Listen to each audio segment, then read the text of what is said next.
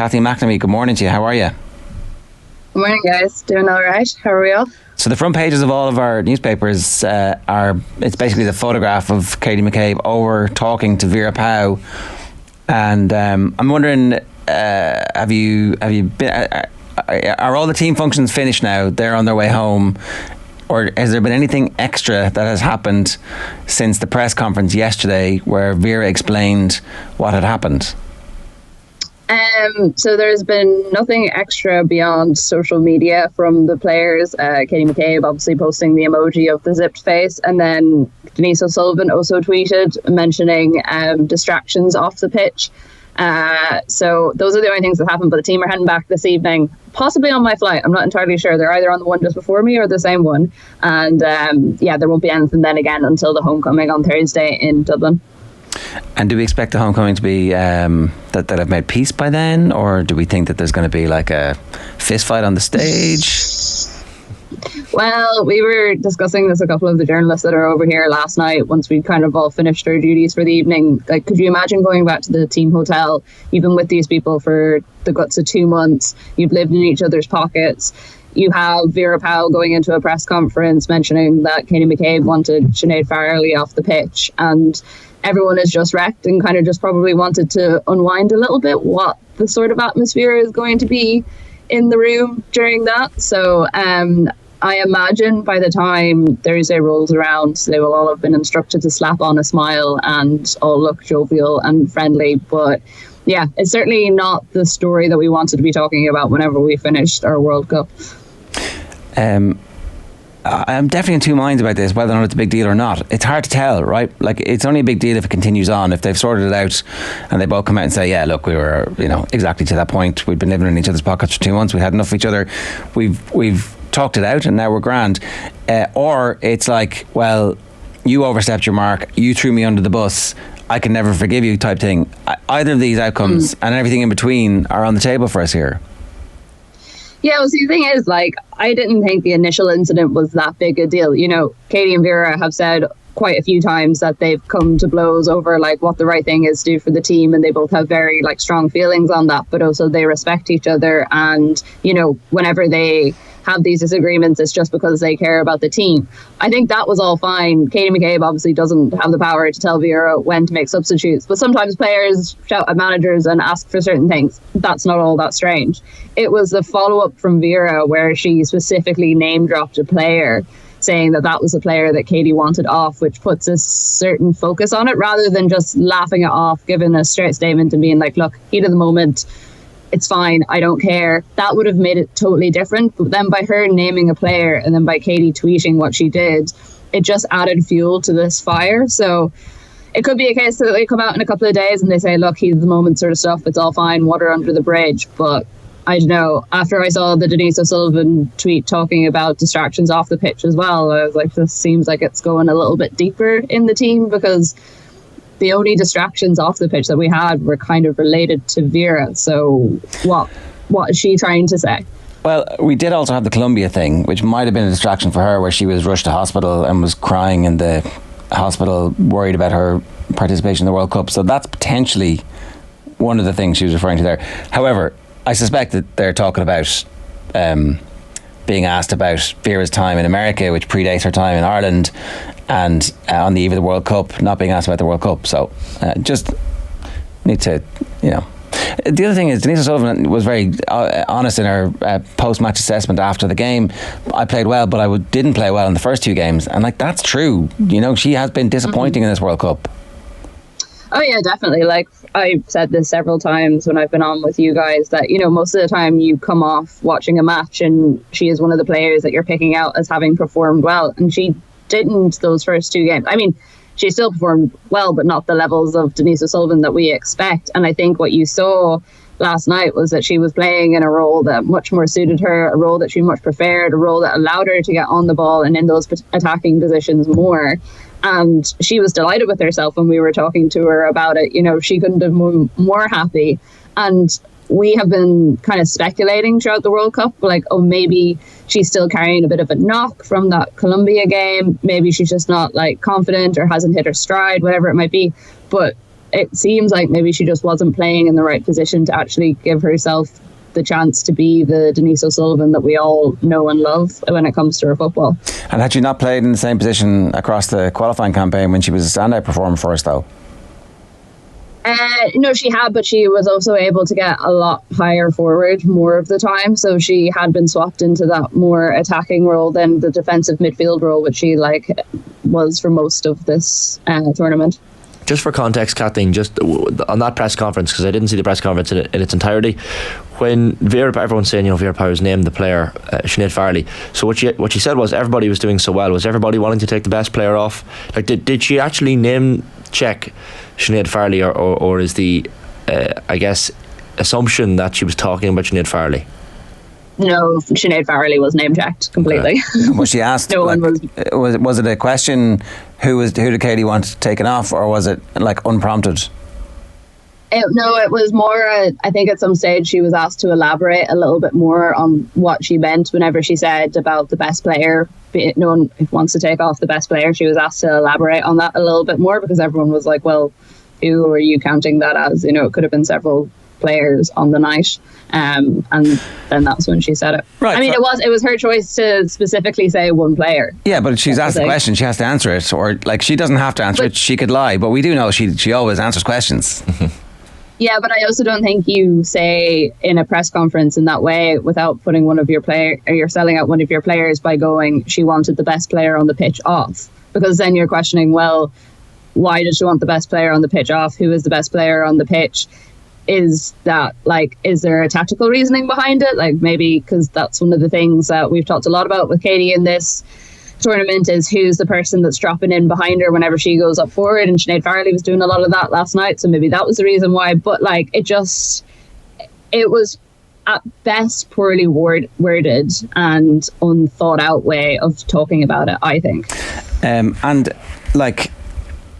How much responsibility does Katie McCabe bear? So this is the other thing, is so captains obviously can say what the hell they want, right? And it's up to the manager to take on board. But equally, can they say what they want? I don't know. Get Sinead Farrelly off. No, I'm not going to do that. Mm-hmm. Do you know what I mean? Yeah, well, but see, that's the thing. We don't actually... So we were told someone we knew was sitting behind the goal, and what they heard Katie say was, we need fresh legs, and that's apparently what she was shouting at Vera consistently. Now, she might have said something about Farrelly, I don't know, but we don't know exactly what was said one way or the other, and that's the really hard thing. I'm just basing it off what I've been told and what I know. I think a player can shout on the bench and be like, we need fresh legs. I don't think that's that big of a deal. The manager's either going to be like, keep running, or fair enough, maybe we do.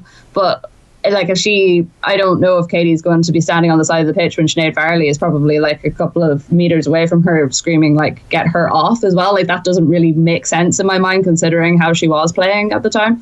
Yeah, although I don't think Vera Pauw is making up that she meant Sinead Farrelly either. So maybe they'll have to come out and confirm this. I don't know. I wonder, Penny, for Sinead Farrelly's thoughts in all this, not feeling particularly backed either by captain or manager. Yeah, well, it's funny because Tony O'Donoghue on RTE asked Katie before this all happened, before the press conference happened, very innocent question about Sinead Farrelly playing the 90 minutes, and Katie said it was great. She was asked the same question by the newspaper journalist again before the press conference happened, gave similar answers about it being great and the fact that she's come through so much and it was brilliant to see her get the 90 minutes. So it's just kind of funny that in all of this, that was some of the questions she was asked when the storm was all brewing, about 10-15 minutes later, whenever the press conference started. I was thinking during the game itself, Kathleen, I was I know Vera Pauw doesn't rush to make substitutions, but that this all happens and kicks off, if you want to use that phrase, on 70 minutes. I think it's the 83 minutes then when she takes Shiva and Larkin on for Lily Agg and Heather Payne. So it's even at that stage, 13 minutes later, it's not Farrelly who's down for consideration. I'm not saying that's stubbornness on Vera Pauw's behalf, but the subs certainly were slow to come. Yeah, no, they were. And this is something that we talked about last night on the Koi Gig podcast, in the sense that we probably complained a lot against Canada that the substitutes came far too early, whereas it felt like yesterday they came far too late to actually make any sort of impact on the game. We probably did need that change. Not saying necessarily we need the fresh legs, but I think we did need a little bit of a change up around that 70-minute mark to give us a bit of a chance, because compared to the other two games where those last like 10-15 minutes, there was a clear like urgency from the team in terms of heading for goal and trying to get that win. We didn't really have that in the same way, and I feel like if we had made some of those changes a little bit earlier, we possibly would have built up that momentum. But again, I'm also not paid to be the Irish manager, so I can understand why. I know people are almost splitting into two camps here. It's not quite at the level of Saipan, but like, I can almost understand where Vera Pauw is coming from, in that she is asked the question. She, as you say, she's going to answer the questions, because she generally does. And Katie, like, I agree with you. I think Katie has every right as captain to suggest something to a manager, maybe in a respectful way. Go over and have a little one-on-one chat. Suggest maybe Sinead Farley could come off if she feels she's getting tired. That's fair enough. But it's the social media stuff, and it's the carrying on of it, I think, that maybe players could stand up and maybe realise this is going to cause this to stretch even further. Oh yeah, like whatever she meant by the tweet, it just totally added petrol to this whole sort of situation. It probably would have been like a talking point and a discussion point, but I don't know, would it have been the same level of, I mean, like, I was on the show last night with Gavin Cooney and Joe, and like, I think we spent about 40 minutes talking about it, but like, that wouldn't have happened probably without that tweet. So it definitely was rash thing to do in the moment, and I saw it and I was like, that's going to be deleted, so I'm going to take a screenshot of it just to make sure I'm not going mad for lack of sleep. But it was still up hours later, and I was like, well, does it also make it worse then if you do post it and it's too late and you delete it? Then you kind of saying quite obviously that something has gone wrong. So yeah, it's just so annoying. Like, it just feels like at every step of this World Cup, we should be sitting here today, this morning, reflecting on our tournament, working out how well it went or it didn't go, thinking about Vera Pauw's contract in like a footballing context, and instead it's like, once again, we finished something momentous, we finished something historic, and there's some sort of rumbling on scandal or some sort of clarity that needs to come from the team. And it just seems like it's been so consistent over the last, like, basically since we qualified in Scotland. Like, there's just always been something else to talk about rather than the football. And that's the point. Like, this team just yesterday drew with Nigeria. Courtney Brosnan makes a Gordon Banks-esque save, which we should be talking about, and yet it's all hidden because of a petty, stupid little minor thing that I don't know. It feels like it didn't have to be public. No, it definitely didn't, and I think that, like, maybe with hindsight they'll be able to say that this is just all heat of the moment sort of stuff. They've had a conversation, it's all fine, but also it's partly fueled as well by the fact that Vera's contract situation is so up in the air, and as a result of that, we're asking the players, well, do you want Vera to stay on? And then we're looking for their reactions to these sort of things. So it's just a jumble of stuff that's all coming to a head at once, and a lot of this could have been cleared up and dealt with a long time ago, and we would have less of an issue now, just after, like, the day after we finished our first ever World Cup.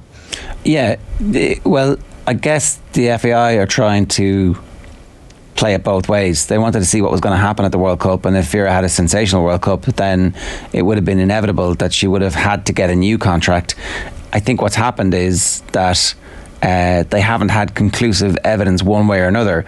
We've had about a World Cup that you would expect in a group where there are two teams ranked as high above us as them, and it turned out Nigeria might have been the most exciting team in the group. So maybe we have underperformed, maybe we've overperformed. I guess we won't know until a new manager comes in and has the same group of players and either qualifies us playing a swashbuckling style of football where Denise O'Sullivan and Katie McCabe are free to rampage. It'll be very interesting to see if anybody can find a way to make that happen. I think maybe there's you know. This is the thing, like, I don't know, you guys might have a better sense of it being on the ground at home in Ireland, but I know, like, I'm getting loads of messages from people giving off about the fact that I'm trying to, like, kick Vera to the curb and how she's done great things, like qualifying us for the World Cup, and like we probably did perform to about the standard that we could in the matches that we played. And like, this is what I was trying to make clear last night, is that when I was saying I was uncertain about Vera, it wasn't so much the footballing issues, it was all the stuff around it that I was like, I think a clean slate is probably needed now going into the next tournament, if that's possible, and if there's someone there that can step into the role. But like, footballing wise, I think you can look at this tournament and you would be totally fair to give Vera a new contract for the next like campaign. I think she wants to go to the Euros, that's the general contract length. I don't think that would be totally out of the question or all that surprising, considering what she has done with this team. I don't think I'm jumping the gun by talking about this, because I'd be shocked at this stage if Vera Pauw signs a new contract personally. But David Kelly's writing in the Irish Independent today, Kathleen, mentioning Tom Elmes' name as someone who is very popular with the players, and it's just a passing paragraph, to be fair, in his piece, but popular with the players, I guess, will be continuity as well. Like, are there names being thrown around the mix already? I know they haven't even had their homecoming yet, so it is a bit premature, but like, would Tom Elmes be someone that would be a popular choice? I think he would be a popular choice. I mean, we actually did a really good episode of the Koi Gig podcast with him back when we first started. Really, really interesting guy. Really, he worked with the under-16s team before he came into the Irish setup full time after we qualified for the World Cup. And one of those people who within the Irish football setup is very like focused on what they're doing on the pitch, but also what they're doing off it. So, you know, he has helped set up structures to make sure that girls, even if they're going through elite systems, are still getting like degrees or getting something that's going to sustain them for the rest of their career. Because as we know, in women's football in particular, there aren't a lot of pathways to go and make like major money. You're probably going to need a job at some stage of your life. He is very popular. I mean, he's the one, whenever a player is going on the pitch as substitute, he's the one down there giving them their kind of final words of advice. He's a name that I've suggested to a few people to just see reactions, and I haven't gotten all that much back from it. I've also heard Eileen Gleeson's name mentioned in there, and I know she is someone who for a long time has wanted to be in that coaching setup and is obviously now working within the FAI in her women's football role. There's also been some talk of getting someone in from England, but I feel like that would be a little bit more difficult because you would probably have to sell the project a little bit more. But I mean, it is an exciting time coming in. Just qualified first World Cup, Euros possibly down the line, a couple of our younger players going into the WSL. You know, I don't think it's an entirely horrendous project for someone to take on. Is it not a brilliant job? So why would you have to sell it? Well, I just think in terms of some of the names that are being mentioned are probably like lower league WSL teams, possibly, or like upper level championship. And I don't know, like taking on an international job is a very specific thing, and some of the names are a little bit younger than I would have expected, and sometimes that can be a harder sell for a younger manager, I think, especially on the women's side of things. And there is also the side of it that, like, I don't know, would you want someone coming in who is going to commit completely to all levels of the game in Ireland so that we can make sure that we're, you know, growing everything from the ground up and not getting to a stage where we're kind of just like focused on one element of it and not having a track of people coming through the other side, I suppose. That's definitely the FAI. I would agree with you 100%. The best thing for them to do is to find somebody who understands our system and is committed to growing it. Like, that's long term exactly what we should be doing. But I surely it's a very attractive job. Or have events over the last couple of months soured potential candidates from the UK?